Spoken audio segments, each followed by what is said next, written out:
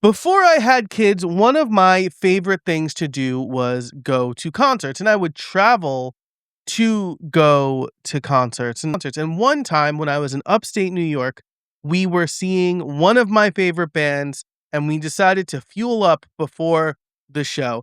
And we didn't go to dinner or order in. No, I bought a box of Pop Tarts, and I decided I wanted to have a warm Pop Tart. And since we didn't have a toaster in the room, I decided to microwave that Pop Tart. The instructions say to microwave a Pop Tart for 3 seconds. I decided to do it for 2 minutes. And as you can imagine, the room filled with smoke, the smoke alarm went off, and I looked like an idiot. The point is that I used a tool that technically could do the job, but it was far too powerful. And so it wasn't the right tool for the job. And that's what I want to talk about today when we think about automation tools like Zapier and Make versus AI skills like the ones you see in Claude or N8N or ChatGPT. Hey, everybody, and welcome to the Streamlined Solopreneur, where I help overwhelmed coaches, consultants, and service providers build systems so their business doesn't depend on them. Each week, I share one practical idea to help you beat overwhelm, get your time back, and run your business without sacrificing the rest of your life or your health. All right, so today I do want to talk about kind of AI and automation. People are starting to use these terms interchangeably, where you mention automation and they immediately associate AI with those things, and they are not the same at all, right? Automation, what I will refer to as deterministic automation. This is a term that I saw on LinkedIn from a woman who works at Zapier named Emily Mabie. That's Mabie. And so I hope I'm saying that right. But I absolutely love this framing for tools like Zapier and Make because it makes perfect sense. You are essentially writing a very simple deterministic program. I have this thing that happens, and based on a small set of criteria, I want this to be the outcome. So deterministic automation is exactly that.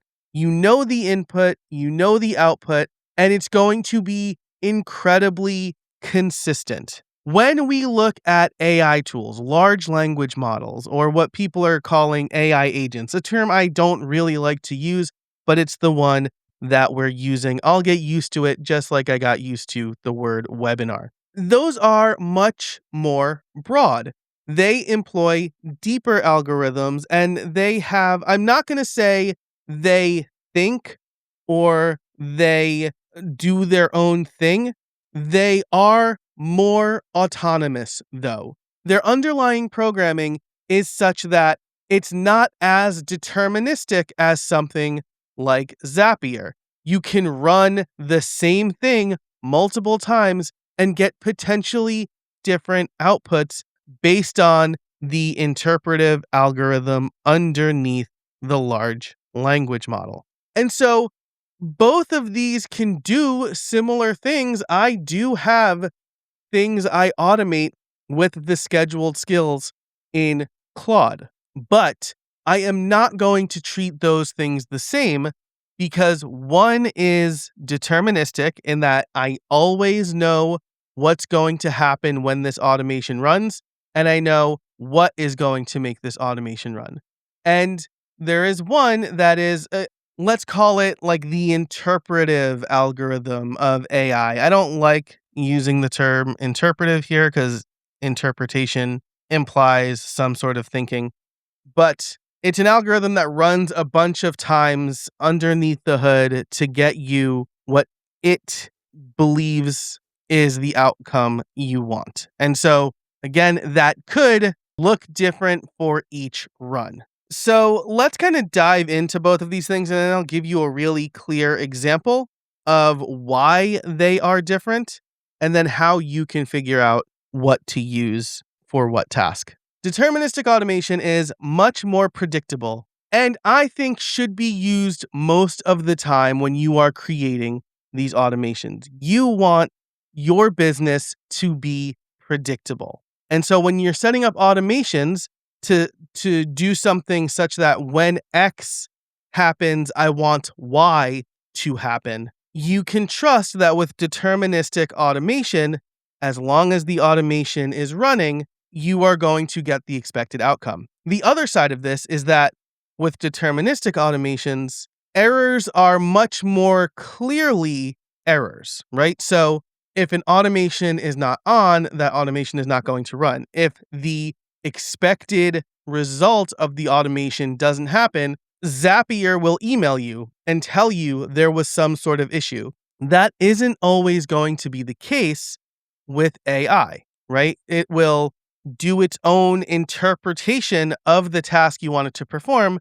And, because they are sycophantic, right? Because they want to appease you, if you push back, it'll be like, you're absolutely right. Whereas with Zapier, it's like, you told me to do this and this happened, or this didn't happen, so there is an error, right? So that's deterministic automation. AI is good for more interpretive automated tasks, right? So there are some things like my inbox sweep, right, which will look at my emails and figure out my tasks, or my call debrief skill, which will do the same thing. They have a little bit more latitude for what they're going to interpret as a task or add to the summary. But as a result, the results are less predictable and more subject to change. So for a while, my inbox sweep was running perfectly fine. The things I expected to get added got added. But recently it ran and I felt like it was missing a couple of things. And so then I had to go in and tweak the skill. And so is that something that you want to be doing all the time with all of your tasks, right? And here's an even clearer example of that. My copy editor skill changed dramatically with Claude Opus 5. I have it proofread my work, and then I have it look for structural issues, right?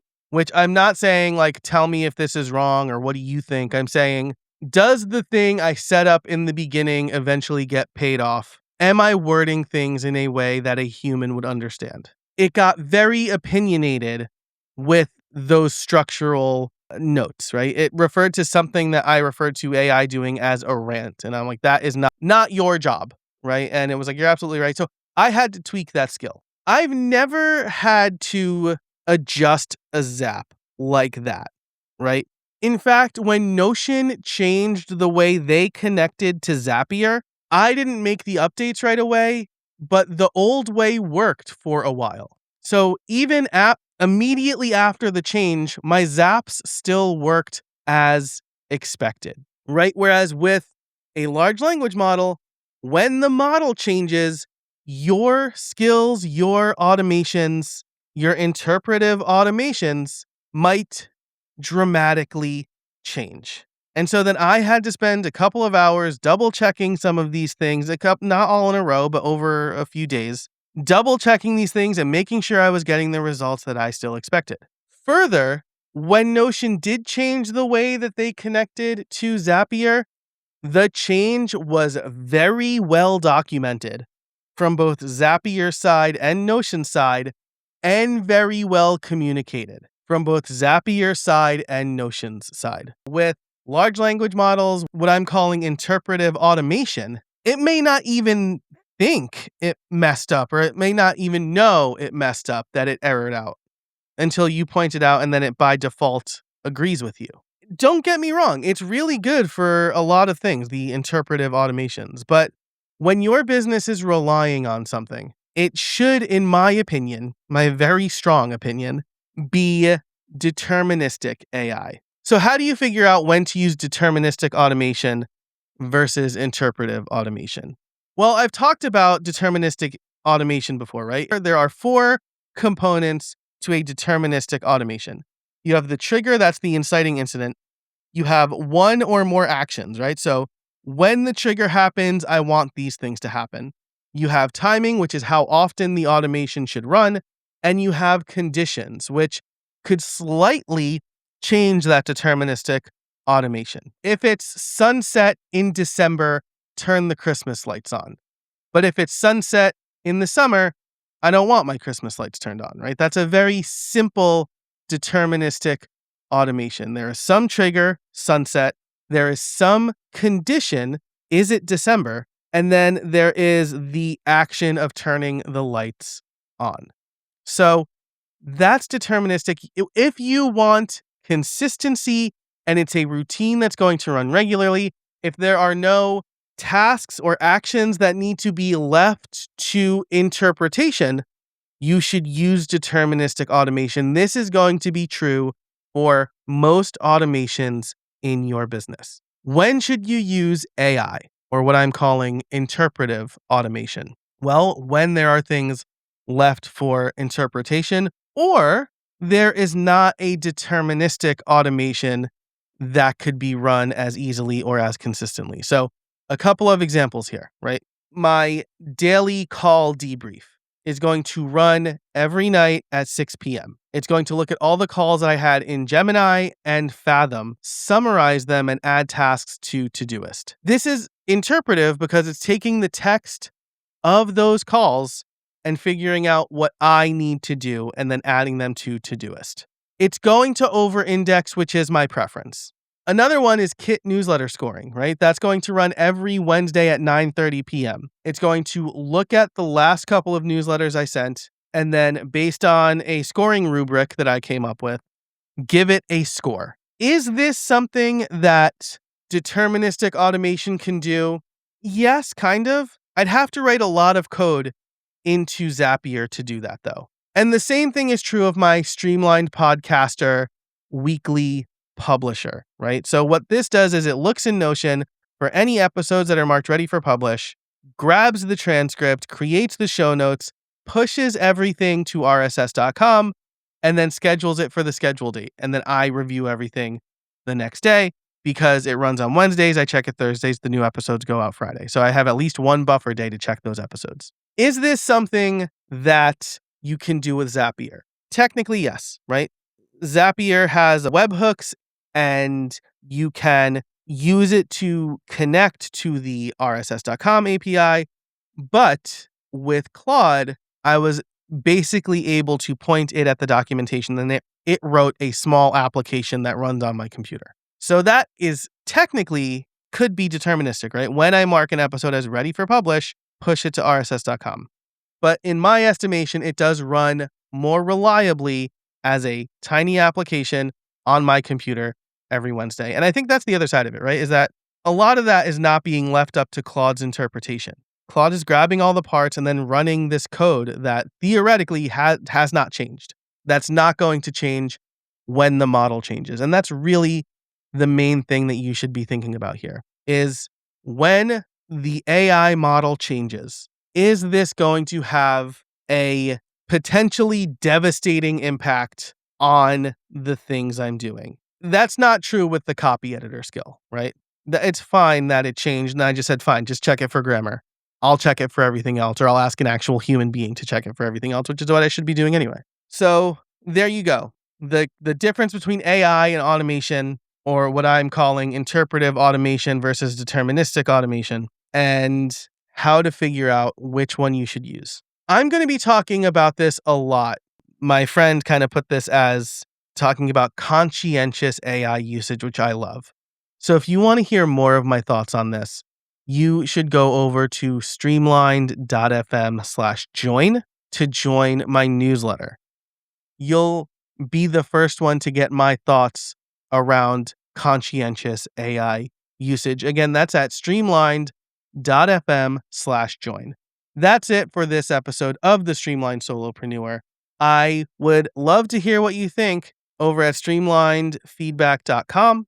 Thanks so much for listening. And until next time, I hope you find some space in your week.